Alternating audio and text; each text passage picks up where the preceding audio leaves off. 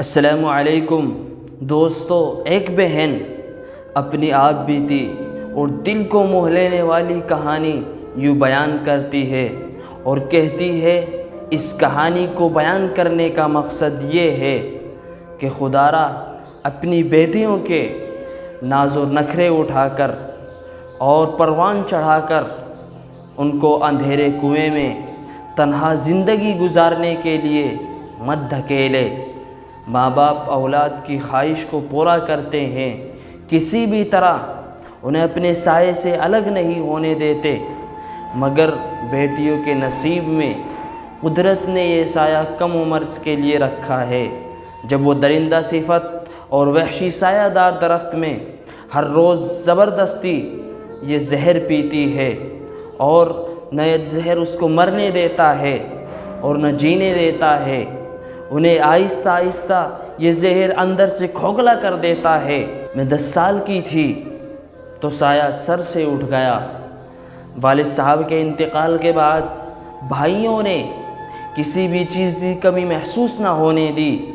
13 سال کی عمر میں والدہ کا بھی انتقال ہو گیا۔ اس جہان فانی میں مجھے تنہا روتا بلکتا چھوڑ کر چل بسی۔ 15 سال کی کم عمری میں مجھے رخصت کر کے بھائی بھی اپنے فرض سے شناسا ہو گئے۔ رخصت ہو کر سسرال آئی تو ساس نے خوب پیار سے رکھا، چائے تک بنانی نہیں آتی تھی، مگر ساس نے انتہائی محبت کے ساتھ شفقت کے ساتھ مجھے کام کرنا سکھایا۔ لیکن میرا شوہر سنگ دل تھا، بے رحم تھا۔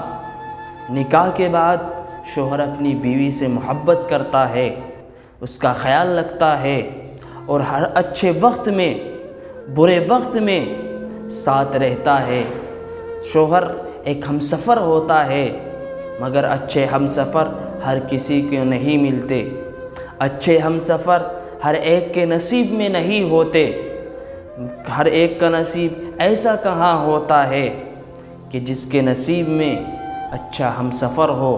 نازک مزاج کی لڑکی روز اس کے ستم کا نشانہ بنتی، وہ کام پر ہی نہ جاتا۔ تمام آہستہ آہستہ ساس کے انتقال کے بعد سب بھائی علیحدہ ہو گئے۔ ان کے جانے کے بعد جیسے ہر روز قیامت گزرتی، بنا کسی گناہ کے ہر روز مجھے مار کھانی پڑتی۔ لیکن وقت گزرتا گیا، ایک پھول سی بچی پیدا ہوئی اور پھول سی بچی پیدا ہونے کے بعد بھی میں اپنے شوہر کے دل کو موم نہ کر سکی۔ جیسے ہی بچی ہوشیار ہوئی تو بچی نے کپڑوں کی ڈیمانڈ کی۔ جب کپڑوں کی ڈیمانڈ کی تو اس کے شوہر نے اس کی بچی کو خوب مارا، بے رحمی سے مارا، بے دردی سے مارا، یہاں تک کہ بچی کا بازو ٹوٹ گیا۔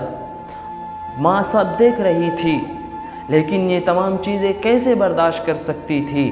لیکن جو بچے بڑے ہوئے اور یہ تمام حالات سامنے آنے لگے، بچے ہوشیار ہونے لگے، بچوں کے آنکھوں میں باپ کی طرف سے ایک نفرت سی پیدا ہو گئی۔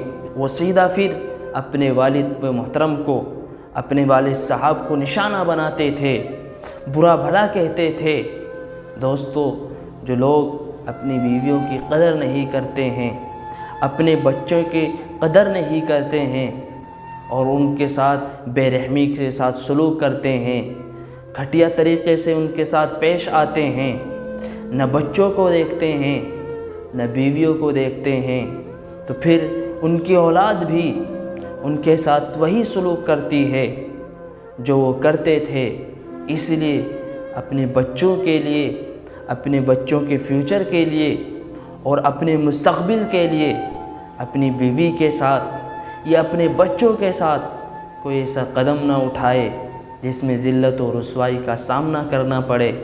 ہم سفر کے ساتھ ہم سفر بن کر رہیں، دوست کی طرح رہیں، شوہر اور بیوی دونوں دوست کی طرح رہیں، تاکہ ان کی زندگی آسانی کے ساتھ گزر سکے، خوشی کے ساتھ گزر سکے۔